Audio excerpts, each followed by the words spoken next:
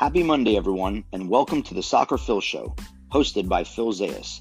This is a show that encompasses everything soccer, from grassroots to pro stadiums.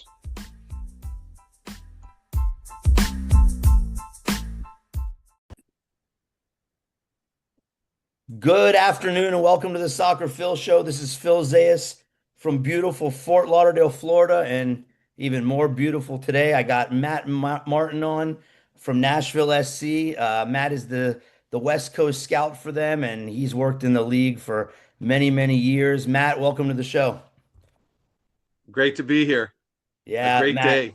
Matt, I'm sure you've got to be as pumped up as I am. I don't even, I mean, the first, to me, it was a tale of two halves.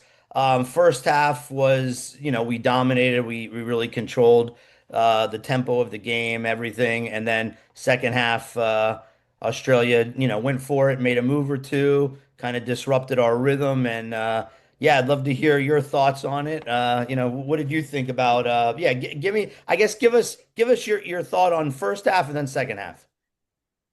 Well, it'll sound, the first half very different game from the Paraguay game, but at the same time, the thing that stood out to me was how our individual team speed and quality was still apparent. And look, they can match us for speed and physicality, but there was just moments in the first half where if we were in a one-on-one, they were going to have to either foul us or and look, they were trying to get in shoulder to shoulder. They were trying to muscle us off the ball, but you could just, even when Aaron Kunda came in the second half, and that's some of their team speed.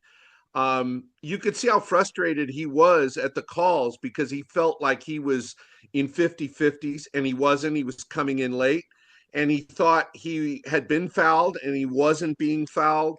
And it was just, I'm using that as an example. We were just a little bit better everywhere on the field in that first half. And the result is 2-0. And it's fine margins between some of the later rounds. We're going to have to be in a 0-0 or we're going to be down a goal, and we're going to have to find a way to get the 1-1, to get into the overtime or the added time, and our subs are going to have to impact, and there's going to be a lot of new things. But I was, overall, the big picture was, for the second match in a row, the combination of our athleticism and our quality. When you see Weston McKennie or Tyler Adams body someone off the ball, or Malik Tillman winning second and third balls, Dest, there's just these moments where you go, man, we're just, those guys are better footballers than their defenders, but those are our defenders, our Yeah. D mids. It's Freeman. I mean, I could just go on, but yeah, overall, it's just that feeling of, yeah, we're still better than the first two teams we played in this. And Yeah, that just wasn't the case 20 or 40 years ago. We had to rise up and punch people in the nose and be better on the day, but we were just a better team. And I would call the second half professional, because as soon as you start looking up and going, we haven't created a lot of chances, but somehow 25 minutes has gone by. yeah, it's true. Yeah. Is what I found interesting is in the first half, obviously Australia was sitting in and, I mean, they had 11 players behind the ball and we're trying to figure out how to break and unlock their back line. And I saw some really good combination play in tight spaces around the top of their box. And there was times where, we had like a third player combo and I was like, man, like these guys, they're not only like athletic, but you know, they're thinkers. They think the game ahead. They have the ability to play one touch. And no, it was that first half was interesting and fun to watch. McKennie was everywhere. I thought Weston Again, McKennie, his, and especially in the first half, his movement off the ball was fantastic. Like on both sides of the field, he was making penetrating runs. He was always making himself available. And no, I thought again, I thought it was a good first half. Um, His first half against Paraguay for me made him the most important player that wasn't Pulisic, but but again, I think his continued performance. I had him as my standout at the for the start of the game, and then what happens is we get that 2-0 lead, and Weston understands that his role changes, and he doesn't need to drift wide. And we've brought in a Sebastian Berhalter, and so just the way the game evolved, you could see that we were able to save a little bit of Weston and drop him back into his. There is no normal position for that guy, but it's pretty amazing. For me, I don't know. I think it's integral to the game plan of how Pochettino wants us to play when teams are sitting in against us, and it also works when you're being pressed, and that is our wide play. Because for me, what really makes it different to play this US team from previous ones, and I know that these two have been involved for a couple of years, but the ability to go to Anthony Robinson in the left and Dest on the right, and those guys' ability to defend and make those recovery runs and make good decisions. But then every time they get on the ball, those guys being able to pick that penetrating pass, whether it's down the flank or inside and through the channel, right? That is a game changer. You cannot name a penetrating or creative moment for a defender on Australia in the whole fucking game. Excuse me. It's all Sorry. right. It's all good. It's all good. Okay. In the Most whole of the game. audience is adults. But what you would get is a set piece and maybe a pick set for one of their attackers. Hard work, Yeah. great denial of moments, good overall defending by Australia, because to be honest with you, we might have been worth 3 or 4 goals in this if we were up against a lesser opponent. So I'm just saying that the ability of our defenders to dictate moments of the game and dictate attack down the flanks, and that allows us, once we're in their half, to start building through the middle.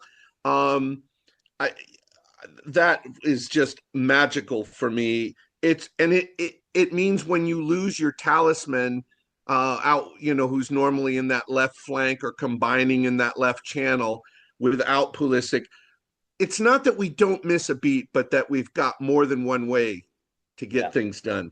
Yeah, Dest in that first half, I thought had some impressive moments where he created off the dribble. I didn't love the pair up top. I didn't think Pepe I was. can tell you what I did love about them. Tell me. Remember that first penetrating run is all that's all flow, right? And he gets in there and creates the goal with his speed. He turns the corner. He drives the ball along the end line. He doesn't settle for a corner. He puts a teasing ball across that is going to be finished one way or the other. And so for me, what's he doing out wide? He's not going to drift into that space if Pulisic's on the field, honestly. And he's not going to drift over there if he's a single guy. So this is a tactical move where Pepe wasn't magical or strong enough as a 9, but he wasn't strong enough to occupy defenders, to hold guys into the middle, to battle for every aerial. He battled for every aerial. He didn't win a bunch, but the point was to battle. And those guys, so those two for me, tactically executed, pinning down those defenders and not allowing them to step to our attackers who are all around wide areas, top of the box. The second goal is created, wide open shot, top of the box. That's our 2 forwards and at least 1 or 2 midfielders in the box occupying all their big defenders. So as a tactic, fantastic. execution, I want another goal out of between those two for But sure. if you had to switch Pepe out for someone, who would you put there? Okay, well, see, this is the thing, and this is one more card up Poach's sleeve because he had Gio warming up, and they're all. I think that literally Gio doesn't come into that game because they feel like this is not the game for him, but it was close to being the game for him. Why? Because we weren't getting enough in the box. And so you got this guy who can, I would be playing Gio, but not, it's not over Pepe. Okay. I think the tactic was correct. The result is 2-0. We still have Gio card up our sleeve. When Gio gets on the field in one of these later games, and even if he sows his oats against Turkey, um, great. But the point being, that would be the guy I would put in for Pepe, and then the roles change because then he plays underneath and in the pockets, not up top. And it's not that he can't; he's big enough to be up there and bang around, but he is going to be a player you want on the ball more, right? Um, Standout players. Who's someone that really stood out for you today, and maybe over the past two games, but definitely who's a standout guy or one or two Well, standout guys? Weston, and Yeah, we said we you said it perfectly. The movement, yeah. the ability to be all over the field and still work his way back and help. But I'm going to give you the other guy, the other key to what we do, and it's Tyler Adams. If Tyler Adams is not Tyler Adams, Yeah. there is so much chaos in front of that back three. Everybody, the last two teams have tried to cause problems in front of our back three because they know if they can find a little bit of space and get overlaps and underlaps and flood our three backline defenders, they're going to have some joy, but they don't get to do it. Yeah, those two guys, they create and they also control the game. They just control the tempo. Um, yeah, I mean they've been fantastic. One guy I got to give a shout out to, and I think is one of those guys that it's sometimes people don't see what they're bringing to the table, but I think his performance has spoke volumes the last two games, and that's Alex Freeman. Oh yeah, yeah. Now I might be a little bit biased. He's from my area. I actually scouted him when I was working for the national team when he was younger, and he actually jumped into one of my training sessions a few times that I was training with my focus groups here. But Alex, I give him a lot of credit, and I'll tell you why. They played a friendly against Paraguay before the World Cup. I don't know if you remember this. I do. And, at that time, everyone was saying how the team wasn't playing with like a desire to win and intensity. And he kind of, I don't want to say created, but he initiated almost a full team brawl, which got everyone's blood boiling. And when I saw that, I just said, we have life. And I thought that was going to be a kind of like an aha moment of like, I think so. it's changing the trajectory of where our mentality is. And so I think he's helped out a lot. But he scored the second goal, and again, that was just him being all heart. And one of the plays that I really appreciated, I don't know if everyone caught on to this, but there was a moment when Australia was attacking and their forward was about to serve a ball, and Alex just used his body and bodied him off the Huh? ball. And then afterwards, he just looked at the guy and said something. He was talking some smack or Oh whatever. yeah. Oh But that yeah. was his moment of saying, like, bitch, I own you. Like, you're not coming in this is my house. And I Hey, freaking love that. And that's the mentality that we need that's going to help us win. And so I think, obviously he's not the crafty guy, he's not the creator, but he's the guy that's like willing to get in. And I value that. And I think I, Pooch obviously does as well. he absolutely does. So Chris Richards more often than not has to drop and be that because probably the best all-around athlete. He may not be the fastest guy. That might be Alex. But that's our center guy, Chris Richards, and that allows Chris Richards and Alex Freeman allow us to have Tim Ream on the field. And Tim had a flawless game today. Yeah, he did. He did. Tim made one step where the play got in behind him when he made the tackle, but he did stop the play from going down the right. It ended up going out wide and coming down that flank. And he made his recovery run directly to the middle, exactly like you coach it. And that was the thing. He made his tackle 80 yards from the goal and was still able to recover to position. This only happens because you have Alex and Chris Richards and at least one midfielder recovering. And so that team effort, and then Alex made that tackle. It was 1-0, and that's a goal.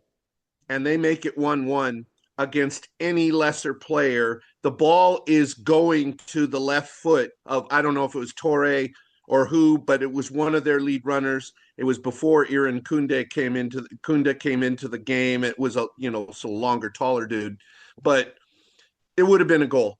But Alex is perfectly timed, a foot in front, or a several toe lengths in front with his ball, and he knocks it out of bounds.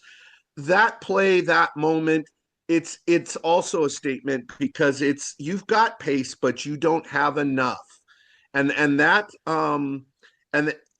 Tim Ream's not getting exposed.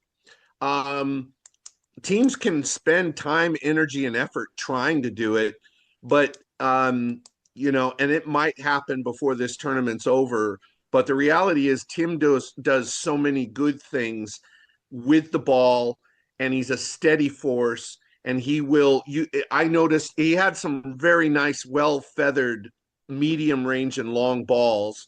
That's the nice thing about the 3 and back. They all can flow to pass. And because they play like in a triangle, both the right side playing over to the left side playing over to the right, it's on all the time.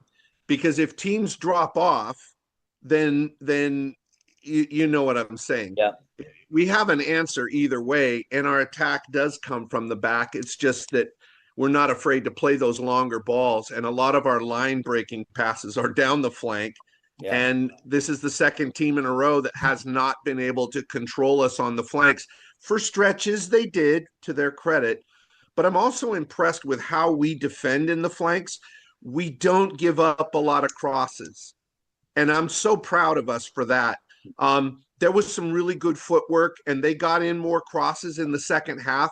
But it was literally whether it was the little Italian they brought in or they had a couple subs, and both those guys were very lively, very quick, found spaces, and they had the right direction. It was like, get open, get the ball in. It gives us a chance. If they nick a goal, it's not a shocker. It's not like, oh, we let down, because they had a good strategy for the second half. Their coach will get just blasted for not starting the guys that finish so strong, but that's football. If it's 1-0 at half and you've only given up an own goal, it might be a different story at the end. I don't know. 1-1's not an impossible result. I think that second goal by Freeman kind of forced them to come out. Like they had to change up their tactics for sure, because they had to. And again, that came off of a free kick, which was not a corner, but it was a similar angle, closer in, and being able to pick out an open player at the top of the box, and that was on a second action, actually. So it wasn't a direct pass from the free kick, but you wind up getting an open shot that's Dest, wasn't it? And there again, set pieces, interchange of positions. There's just so much we can say about the players in this game. And there's guys that we haven't mentioned that impacted the game in a positive way. No one had a bad game for the second game in a row. That's pretty crazy. Yeah, for sure. So How far do you think this team realistically could go? What's your opinion? How far do you think we can go? Well, interestingly enough, I think Paraguay is going to give Turkey a Oh real yeah. battle tonight. And so there's entirely the possibility that we've won this group by the end of the night. Yeah. Okay. And and granted, it just changes what you're trying to do in the Turkey A game. I think we're winning the group regardless. I think we're winning the group. Well, I think we are, but how about this? How about whatever it is, 1-0, 2-1 against Turkey, and you rested guys again, and key players, and without getting into the names and Yeah. who, and but you also get an Arfston on the field. You get some of your depth that you need. Get Gio 60 minutes or whatever you feel is appropriate. But the point is, get guys spun up Be versus good. versus having to win the game and knowing that you've got enough time between games that you could rest, and it could be the same lineup you just played. I know, but you Yeah. get my point. Yeah. I would Yeah. love, it's not so much to see those guys as much to get them up to speed with the rest of the team. Oh no, And that I mean, look, if we can get the guys that haven't gotten a lot of minutes, if we can get them minutes in this next game, that makes us a lot more dangerous going into the second round, in my opinion. I mean, maybe Tim Ream is so fit that he doesn't need to sit a game, Yeah. but you do have a lot of defenders. You have a lot of depth there. When we chose to go defender heavy and midfield light, and a certain Argentine is looking pretty damn smart right this minute. Yeah. He's dressed his dress attire's interesting. His stylist. I'm curious where his stylist was going with this. But yeah, Yeah, yeah. but he's managing the group well. So how far do you think you will go? You think does this group have what it takes to get to the final eight, the round of eight, the Um, final four? What do you think? there, yeah, no question in my mind that a, a we have a good enough team to get there. I, I'm not staring at the who we're gonna play in the round of 32 and what that leads to in the round of 16. I'm this is me during an MLS season with Nashville, not knowing 3 games ahead who we're even playing because I'm scouting 12 and 13 year olds, and I know who we're playing that day, but I'm so used to that being a method that works for me. I very rarely, if ever, get to watch Nashville live, and this is one of those situations where, of course, I'm going to watch the USA live, but what works for me is to then go back knowing the result, win, lose, or draw, and analyze it, and even in a loss, feeling good about something I saw in the game, and then listening to BJ Callahan talk. And so now I'm curious. I'm going to be listening to what Pochettino says this week, because it will give me more ideas. I think the team is more than good enough to get to a round of 16. Yes, that's probably a Kalshi bet that won't net you a lot of money. But then that round of 8, that's where we're going to have to beat a team ranked as high or higher than us. Yeah. You know, Yeah. and I think we've shown that we have the ability as a team. If you were to talk about what we don't seem to have, I'm not sure that we don't have a creative. It's just that we've got the ability to create from a lot of different points on the Yeah. pitch. Absolutely. Absolutely. So who are your top 5 teams in the tournament right now? Like, if you had to list like from 1 to 5, who are from everything you've seen, all the other games, who's your top 5? Okay. France, because that second half was so impressive. Yeah. Yeah. And they they're underrated in terms of their defensive ability. There's a reason why they've been there at the end of the last two tournaments, won one, lost one in PKs, and here they are with a team that you could argue could be better. I mean, does it have a Conte? Yeah. Griezmann's older. Like it's a different world. But that said, France. That's my number one based on what I saw. It was so different first half to second. Argentina.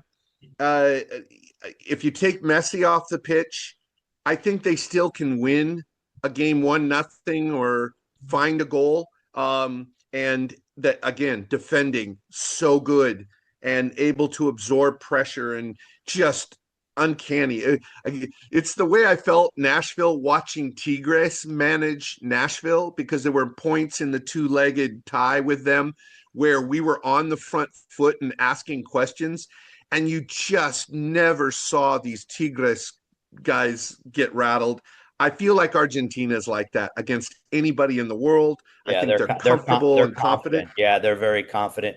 Messi to me is still world class. Like he's Well, he incredible. still is, and it's not just if he can find space, he's going to find space Yeah. because he's got guys he can play off of who are at his level. They just they do different things. It's the Yeah. same thing as comparing, Malik Tillman's role or Anthony Robinson's role to Flo Balogun's role. They're completely different role. But yeah, Argentina, England, you know, when you see a big nine who's already scored 2 goals, throwing himself in the Yeah. box to defend, I get teary-eyed thinking about that.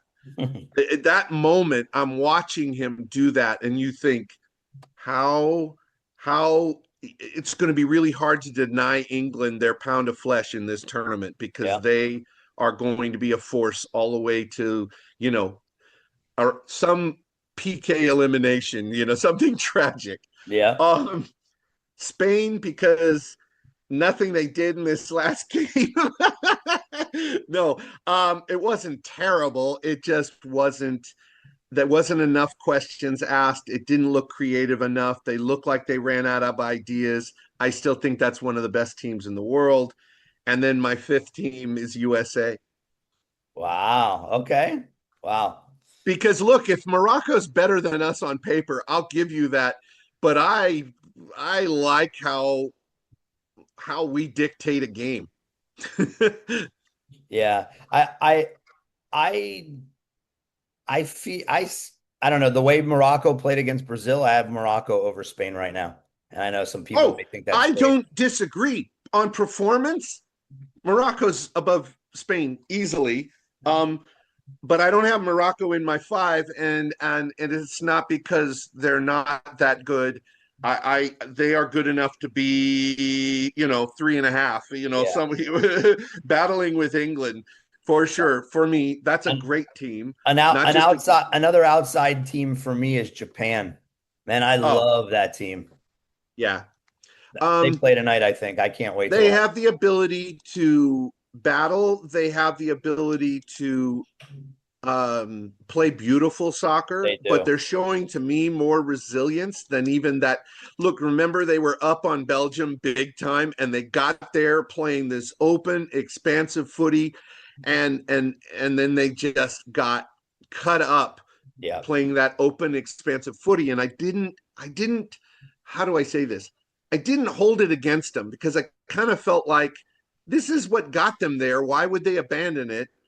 But then as you mature, I saw this the other night. It was the last weekend of MLS play, the last night, the last game, and it was Inter Miami against Philadelphia Union.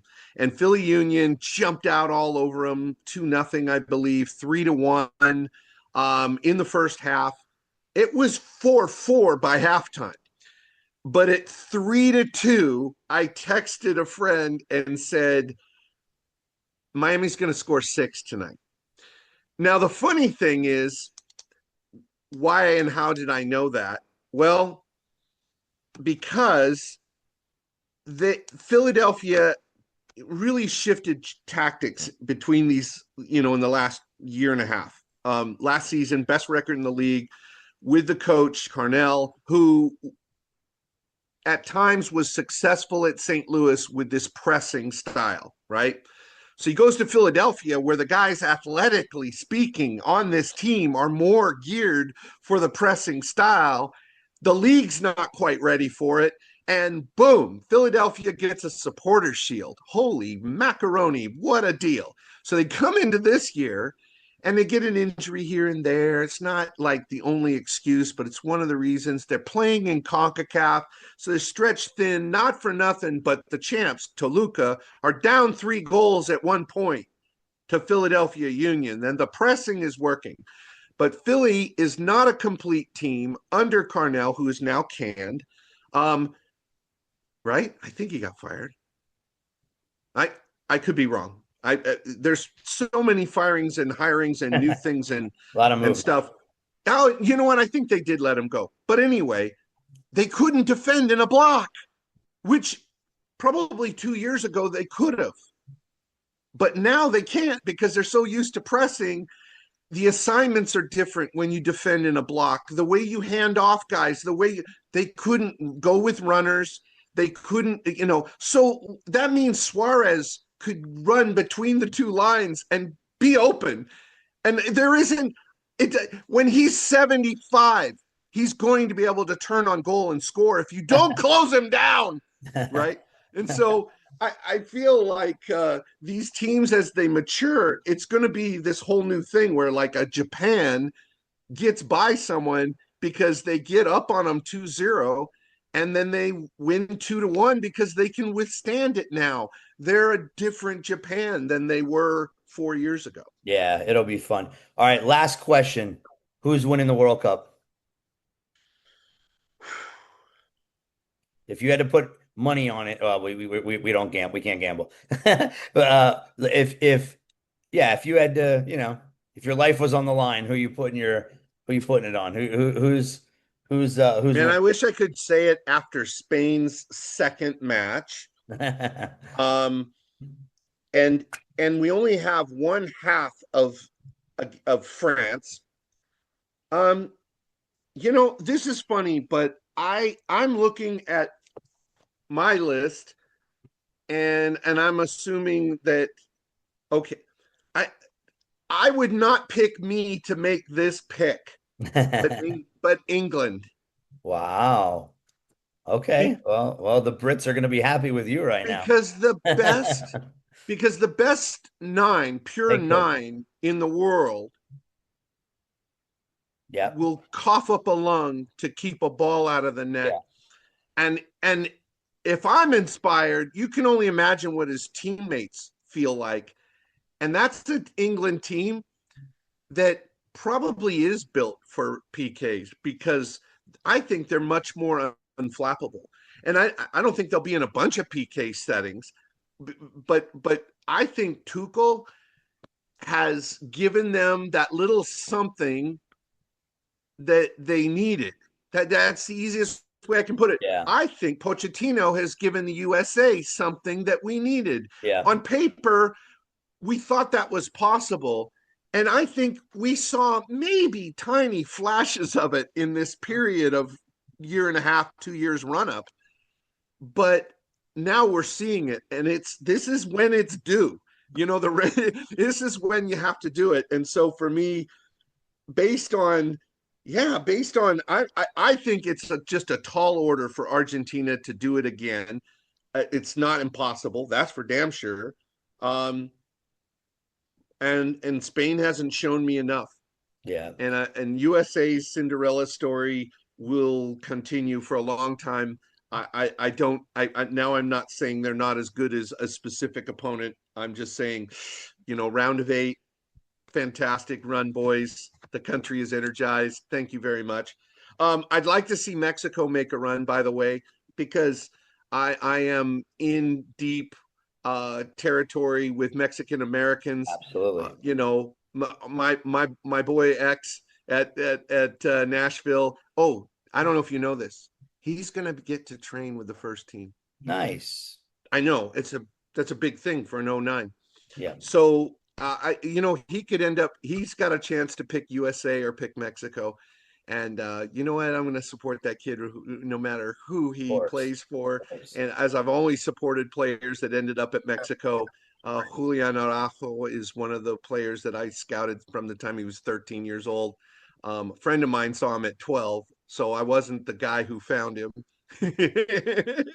But yeah, me and Rudy Ibarra, yeah. But anyway, and Henry But you're Bermudez. the guy who brought him to Nashville. That's important. You know, you got to take credit for that. Oh, X, yeah, Yeah. yeah, for X. Yeah. Thank you. So Yeah, yeah. well, I just shouted and waved loud enough when I saw something special.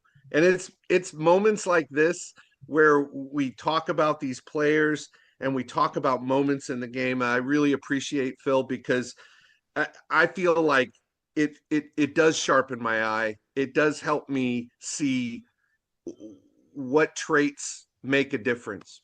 Yeah, absolutely.